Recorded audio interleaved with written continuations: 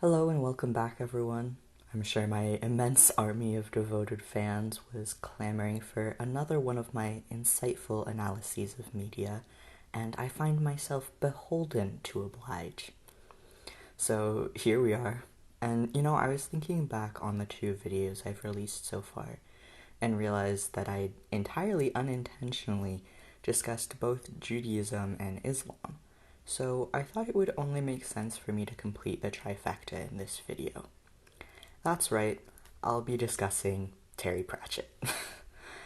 For those of you not already familiar with him, or only marginally familiar with the fact that he existed and was an author, Terry Pratchett is an acclaimed satirical and fantasy novelist.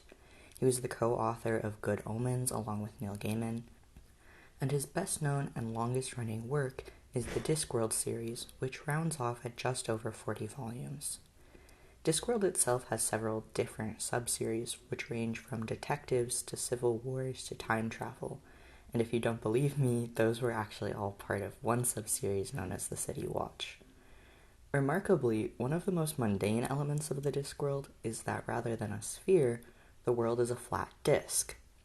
And, well, no points for guessing how such an inventive name was devised.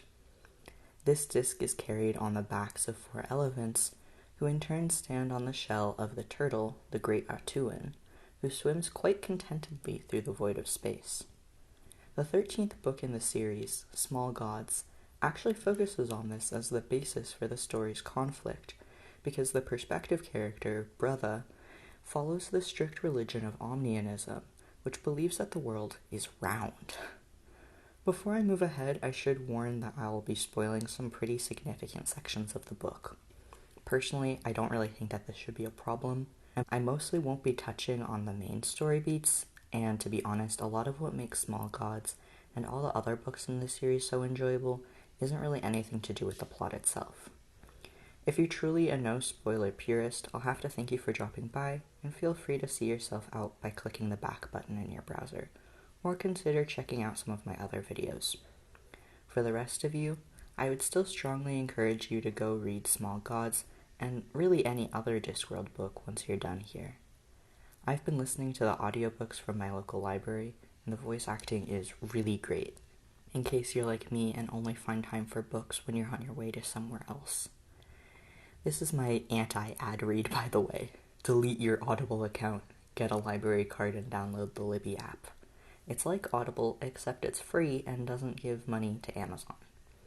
So back to our regular scheduled program. Small Gods mainly takes place in the country of Omnia, which is a theocracy guided by the doctrines of their great god Om. The religion of Omnianism believes strongly in the necessity of converting everyone to their one true religion, and do so with a gentle guiding hand and a slightly less gentle military force. By the time the story begins, Omnia has conquered many of its bordering countries, and is the region's largest empire. However, in spite of their military strength, they find themselves losing to the country of Ephebe. Ephebe is separated from Omnia by an uncrossable desert and a slightly more crossable sea.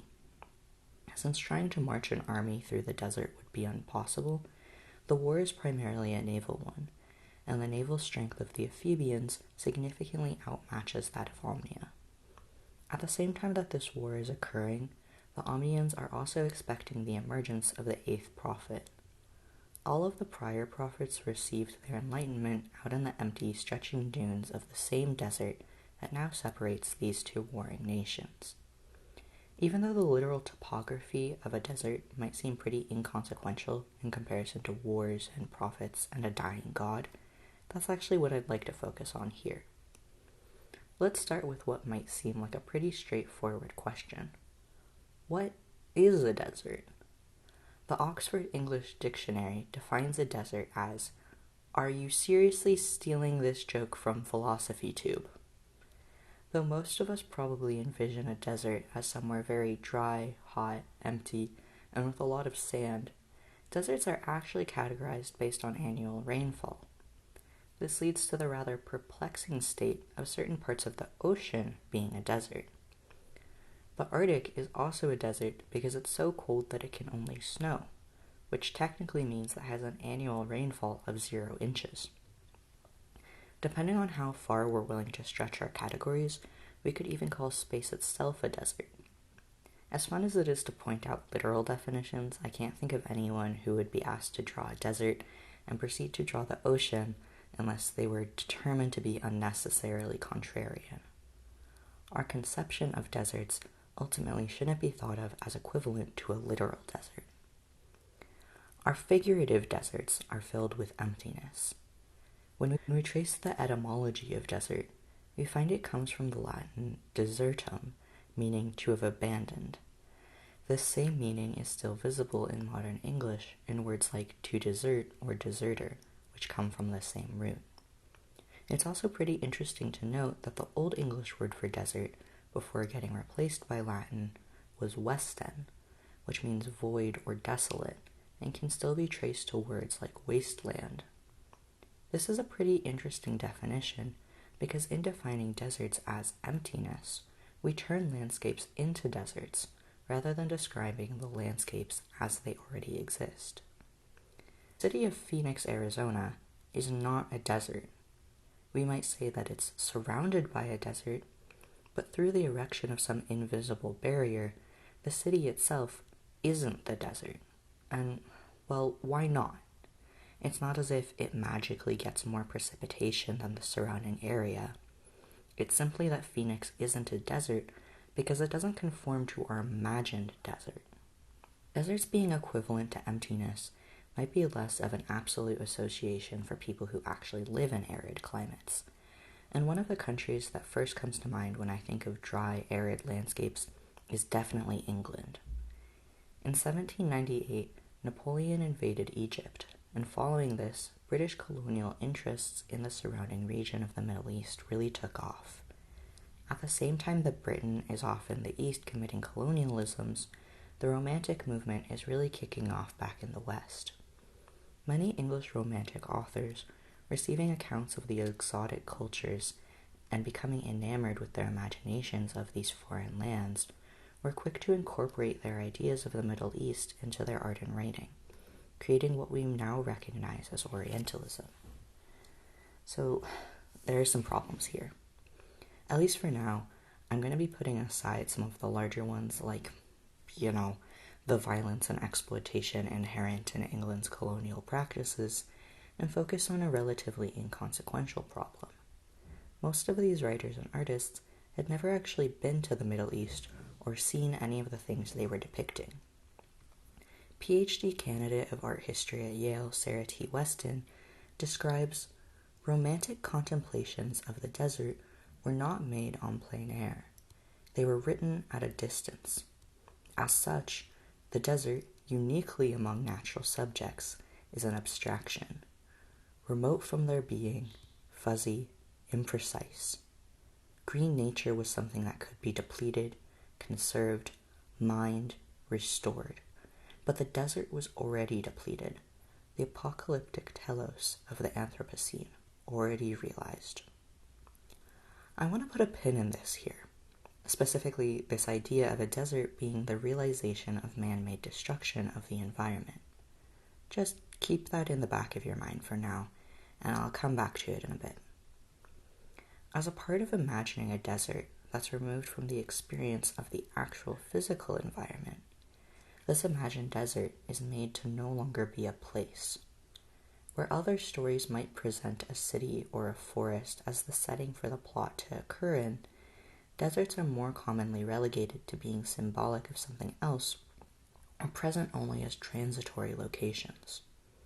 With deserts and stories only being an element of transition, the interpretation of deserts outside of fiction similarly came to understand them as nothing more than massive obstacles separating the West from China.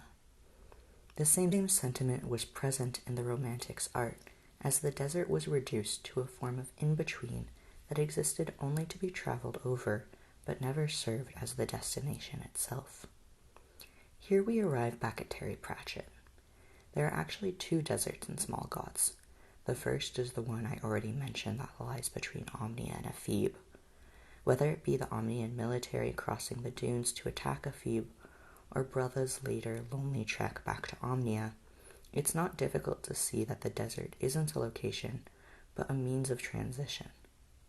The second desert in the story possesses the same transitory nature, even if it does get presented a bit more symbolically. A fun bit in the Discworld series is that death shows up at least once in every novel. I don't mean this as saying that at least one person dies in every novel, though that might also be the case, but rather, Pratchett has a character named Death, who, well, he's Death. He pops up usually to sever the soul from the body, and then send it on its way to wherever people go after dying. He appears several times in Small Gods. Interestingly enough, where in the other books he tends to either avoid saying what comes after meeting him, or implies that he has no idea, in this book he instead meets the newly deceased at the edge of a stretching desert made of black sand. He tells them that they must cross it, and when asked what lies at the end of the desert, responds only by saying, "Judgment." Now, I'm not going to be getting into this particular philosophy here. It's definitely very interesting, but I wouldn't be able to do any justice on the subject of the afterlife without massively derailing myself. What's important and what I'll be focusing on here isn't the implication of what judgment could be, but that even in this space that exists separately from the physical world, the desert still doesn't come after death, but is only another space to be crossed before what actually comes after death can be found. In this sense, the desert becomes almost a form of purgatory that exists after life but precedes death. Most importantly, the desert is meant to be crossed quickly. The transitory nature of the desert gets similarly approached from an explicitly religious context. It's in the desert that Moses first is spoken to by God, where he receives God's commandments, and ultimately where he wanders and dies for 40 years before he can ever reach the Promised Land. I'm personally a bit hesitant to read any explicit meaning into the desert as it's presented in the Torah, mainly because since so much of the text takes place in Egypt, and then the year spent crossing from Egypt to Israel, it can be a bit difficult to find any point that isn't set in a desert. And I don't really feel that too strong a case could be made for the setting of the desert being an intentional one. Just generally, if you live in a desert and have never lived anywhere else, it seems pretty obvious then that significant portions of the religion would be set against the backdrop of a desert. This said, while I don't think there was a strong intention of the desert being symbolic originally, as the unauthorized sequel, Torah Part 2, Electric Boogaloo, was written and disseminated, the desert was given meaning. Christianity was contained for some time to the Roman Empire, which, depending on where you lived in the empire, was already pretty far removed from a desert. However, as Christianity began spreading throughout Europe and reached groups who had never seen a desert and may have only heard about it for the first time from the adventures of Jesus and his merry men, the desert became less of the visceral location that it may have been known as initially, and instead was made to be symbolic. The desert can be taken as a medium to instigate communication from God, since it's in the desert that prophets received instructions from God or from angels. The desert, in a certain sense, becomes like a landline in how the court allows people from far away to be connected and communicate. Even though a landline is a physical thing that I could hold and probably even stand on as long as I didn't mind breaking it, we don't really consider a landline to be a place. In some ways, both the landline and the desert can be understood as voids, where the space that would normally separate people from one another, or, in this case, separate the human from the divine, is made to disappear. Entering the desert itself, especially in Christianity, can serve as a form of punishment and an embrace of the divine through the endurance of said punishment. The main character of Christianity, Jesus, during one of his side quests, is guided into the desert where he stays for 40 days without food. Now, the main baddie, this guy Satan, comes along and tries to tempt him to make bread to cure his hunger.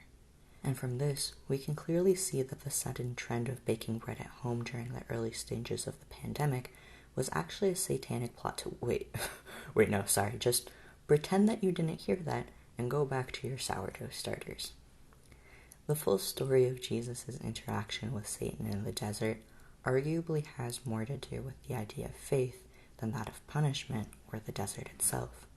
But it's still notable that this interaction takes place in the desert, and that it's his rejection of giving in to the harshness of the desert and accepting temptation, which serves as evidence of Jesus' divinity. Pratchett similarly places his own desert in this space of a religious transition. The easiest aspect to map onto actual religious canon is that all of the prophets of Omniism received the words of their Greek god Om when wandering the desert. Pratchett isn't by any means trying to hide these parallels. His works very often serve as satire and commentary on the politics and hierarchical institutions of our own societies. In case his reader had any lingering doubts about whether they were supposed to read into his discussion of religion, one of the prophets meets Om, where Om's in the shape of a pillar of fire. We see for ourselves that it's after the crossing the desert that the head of the Exquisition, Vorbis, thinks he's received divine revelations, and declares himself to be the next prophet. In much the same way, even though Brother meets Om long before he's entered the desert, it's only as he's crossing the desert that he has a genuine realization and understands that he isn't just having conversations with his God, but that he's a prophet. Really, if you think about it, the desert's almost an assembly line, where you put a fleshy, human-shaped thing on the conveyor belt, and when it comes out the other end, voila, you've got a prophet. Really a surplus of them, if you ask me. The desert in Pratchett's book, however, isn't limited to a transition of people and their interactions with the divine, but serves as a transition for the divine themselves. The way that godhood works in Discworld is a combination of an absolute truth that gets compounded through belief. So you get these ephemeral spirits, small gods, that have virtually no power, no awareness, no worshippers, but as they begin to be believed in, they can grow and become more powerful.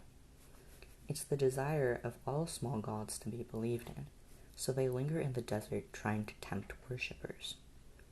The stronger ones live along the edges, where they're more likely to encounter someone, while the smaller ones are shunted toward the heart of the desert. On a quite physical level, as small gods cross the desert and are eventually able to escape it, it's at this point that they become divine. In some regard, it's the desolate nature of the desert that creates gods. In much the same way as how Satan had tried to tempt Jesus with bread, the small gods will offer visions of grand feasts filled with the finest drinks and food in an effort to gain worship from those who are starving and dying of thirst. Without the barren plains, the gratification behind these temptations would be significantly lessened, and the small gods wouldn't receive their worship. What should we think of this? The desert is a desolate, barren wasteland, and it's through the barren desert as a medium that divinity can be realized. And, well, if this is true, then should we take this as confirmation that divinity doesn't exist in our world? The reality is that deserts aren't empty. The dry climates of deserts serve to preserve everything. Our oldest written records have been found preserved in deserts, and history stretching back millions of years are contained in deserts' fossils. Yet, the life we find in deserts isn't only confined to what used to be. Also just under the sands is an immense number of insect species. Mammals, amphibians, reptiles, and birds populate the dunes, many of them being so well adapted for the desert environment that they can't be found in any other ecosystem. But all this goes unrecognized by the British Romantics. They couldn't understand the deserts as a living place, instead interpreting it purely through the lens of an environment that had been corrupted and destroyed. The writing poetry can often invoke ideas of what was once there, imagining the lush green landscapes that they themselves were accustomed to. At times, deserts were even displaced and invoked as commentary, referring to places like London as deserts not because they were wont for rainfall, because the tolls of the Industrial Revolution seem to be stripping everything away and leaving something barren in its place. Pratchett falls into the same trap of understanding a desert as something that can only come after, applying the memory of a better landscape that came before on top of it, even when such a landscape was never a reality. Pratchett, in his descriptions of the desert, speaks on how there used to be communities who had lived there, when the great desert had been verdant woodland before the inhabitants had let goats graze everywhere. Nothing makes a desert like a goat. While I don't think this was his intent, there remains an uncomfortable implication that it was purely the actions of thoughtless people who destroyed their own environment. And while the idea of man-made destruction of the environment is definitely something a lot of us have on our minds nowadays, to generalize environmental destruction to all populations is fairly disingenuous, especially considering that most communities have lived in tandem with nature for thousands of years, and even now, indigenous groups are doing massive amounts of conservation effort. Even more troubling is how these sentiments echo Romantic writers like Lord Byron, who took his view of the barren desert to signify not just the corruption of the environment, but as evidence for the inherently immoral nature of the indigenous populations. This view rested on the notion that the environment had shaped itself to be a reflection of its inhabitants. The perceptions of the desert as being something once there but since stripped away reinforces the idea of emptiness, through its contrast between a desert being a place devoid of anything and being a place that once had many things but has since been made empty. The presence of an environment's ghosts make it more barren because of how they serve as a reminder for what was once there. The architectural historian Anthony Vidler makes this point through his meditations on the city of Pompeii being a museum. He explains, the Pompeian terre cuite, in its isolated anatomical specificity, represented a far more brutal cutting of the body, and thus imposed a greater interpretive effort. Its status was more that of the lost arm of Venus de Milo than of the statue itself. Immorality's creation of the desert and emptiness's creation of temptation culminates in the desert being both a punishment and an absence. There then follows the realization of absence as being synonymous with hell. After Phorbas's death, like all the others that have died, he finds himself at the edge of a desert of black sand, where what lies beyond is judgment. Death is beside him and tells him that he's meant to cross this desert, and so follows this exchange. Now he had to cross the desert. What could there be to fear? The desert was what you believed. Phorbas looked inside himself, and went on looking. He sagged to his knees. "I can see that you are busy," said Death. "Don't leave me, it's so empty." Death looked up. Death looked around at the endless desert. He snapped his fingers, and a large white horse trotted up. "I see 100,000 people," he said, swinging himself into the saddle. Where? "Here, with you. I can't see them." Death gathered up the reins. "Nevertheless," he said. His horse trotted forward a few steps. "I don't understand," screamed Phorbas. Death paused. "You have perhaps heard the phrase," he said, "that hell is other people?" Yes, of course." Death nodded. "In time," he said, "you will learn that it is wrong." When Death sees a desert crowded with people, we're meant to understand this as all the dead souls that need to cross to the other side. But it does allow for a good segue for us to consider the lives that exist in the desert. While there's definitely a lot of unique animal species that shouldn't be disregarded, it's also important to recognize, in opposition to the idea of the desert being a barren wasteland, the large numbers of people, primarily indigenous populations, also live there. This is the case across the globe, as we see Aborigines in Australia, many Native American tribes, nomadic groups living in the Eurasian steppes, people living in the Maghreb, and, well, I could go on. A vast amount of the land on Earth that isn't under the ocean is a desert, and people around the world have made these deserts their homes. The fact that people have long lived in deserts is a pretty obvious contradiction to the view that deserts are empty and lifeless, so it's worth asking why this perception even exists. The British Romantics knew that people lived in the desert, or at least I would assume that they did, considering the number of oil paintings they did of harems, but they still insisted on depicting it in its entirety as empty. While there could be a variety of contributing factors, a large part could be understood as the British not seeing civilization in this region. So yes, while there may be individual people, without a defined society to connect them, the spaces between people are suddenly vastly more empty. Regardless of whether this is true, which, to be clear, it isn't, the understanding that the British invented of there existing no civilization in this region, and therefore no significant populations that really mattered, served as a basis to both assert political control for the altruistic purpose of nation building and for the exploitation of the land itself and the extraction of resources like the mass exportation of Egypt's cotton. After all, it's not as if there was anyone living there who could have used it for themselves. Ignoring the Egyptians who were growing the cotton.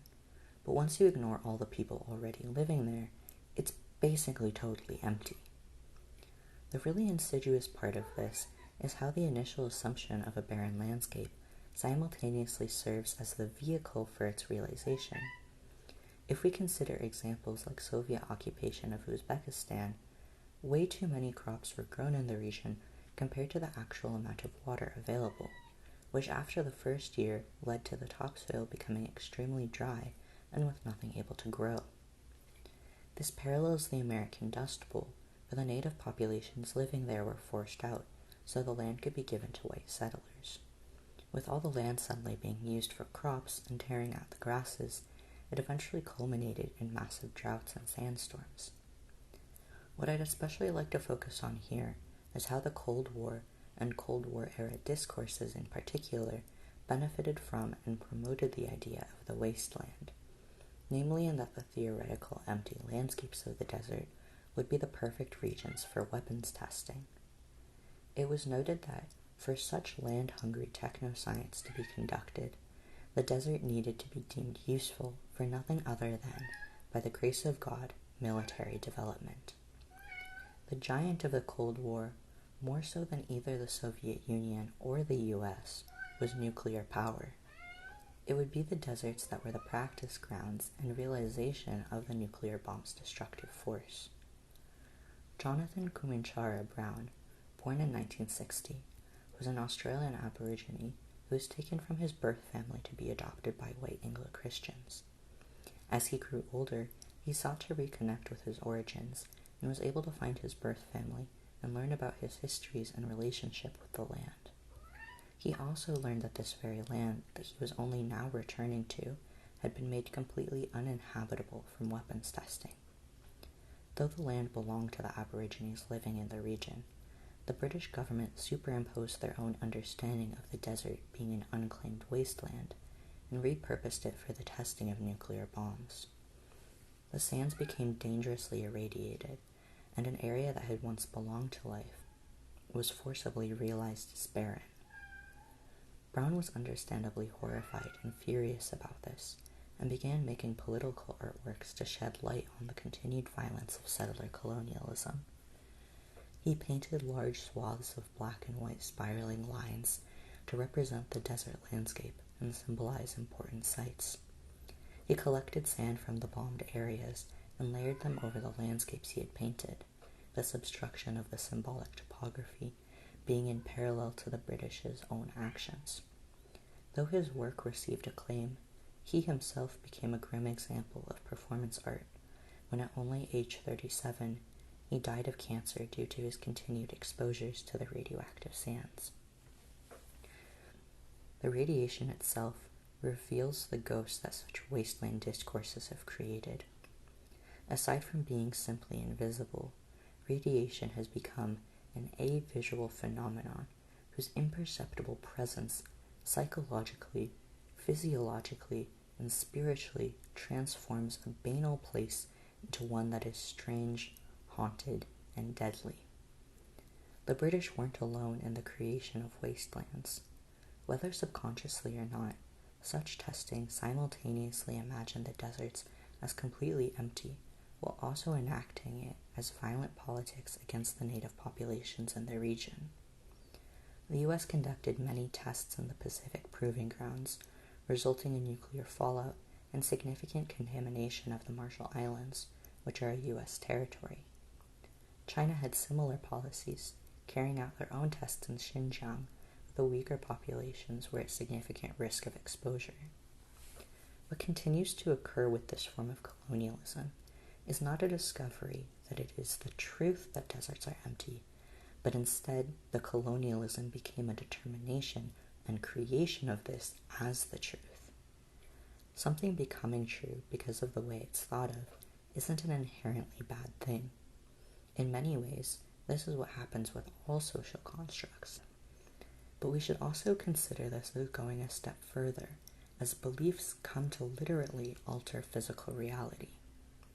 In Discworld, there exists the phenomenon of headology, a form of magic primarily used by witches that can make the absurd possible through the expectation that it must occur. Think of it a bit like a placebo on steroids that works for curing ailments in addition to letting people walk through walls. Headology operates through the premise that things can be real if they are thought to be real. In small gods, the gods themselves are created and strengthened through the belief of their followers, and in the same manner, it was the colonial belief that deserts were empty that made them empty. This brings us to a rather more insidious approach to headology, this being what Vorbis calls fundamental truths. These truths dictate that while something may not be true in a literal sense, because it is convenient or necessary for it to be the truth, then it is true. This demands that what is thought to be known must be rejected. As Vorbis explains, that which appears to our senses is not the fundamental truth. Things that are seen and heard and done by the flesh are mere shadows of a deeper reality. The mind must then be redirected and reconfigure itself to create the truths that otherwise don't exist. It would make no difference even if they were not lies. Truth lies within, not without. In the words of the great god Om, as delivered through his chosen prophets, our eyes may deceive us, but our God never will. Fundamental truths are imbued within the colonial approach to deserts. The deserts are imagined as barren wastelands, and it would be convenient for this to be the truth, so the lands can be repurposed for weapons testing or resource extraction. Because of the desire for it to be true, evidence to the contrary, this being the people already living there, gets rejected and dismissed. In turn, the desert as a wasteland is made to be true because the colonial actions that follow their fundamental truths inevitably result in making the prior inhabitants both literally and figuratively disappear. This isn't to say that the entirety of the world is a matter of subjectivity. While we might create fundamental truths, they don't necessarily supersede what we could think of as an absolute truth. Instead, fundamental and absolute truths will exist in a strange parallel where both are true, but one is more true and also implies that the other must be false. Even though the teachings of the great god Om instruct that the world is a sphere, it's an absolute truth that the world is a disk being carried on the back of a turtle. What really distinguishes these absolute truths for us is that truth exists independent from belief. Even when it comes to the gods of the Discworld, while it's belief and worship that strengthens them, the small gods in the desert still exist there, regardless of if there's anyone to believe in them. In this sense, we can use this to understand that the strength of belief can change the experience of and interactions with a reality, but a belief cannot create reality. At this point, we might ask ourselves whether believing in an absolute truth matters. If an absolute truth will be the truth regardless, why should it matter that some people defer to a fundamental truth? In short, shouldn't people just be free to believe in whatever they want? To this, I would say no. Obviously, people have a right to their own thoughts and beliefs. I'm not proposing we actually make thought crimes a thing, but I do think it's worth interrogating what certain beliefs serve. Take something like the incorrect notion that black people must be less intelligent than white people as proven by IQ tests.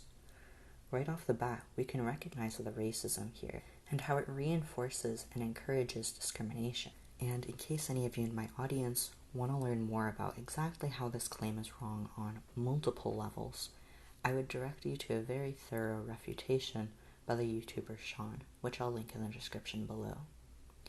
We might point out that such a belief is itself independently and inherently harmful because of its obvious racist rhetoric. But what about instances of belief that seem generally more benign or silly? Believing the Earth is a sphere versus believing it's a disc on the back of 4 elephants standing on the back of a turtle ultimately isn't consequential to most people.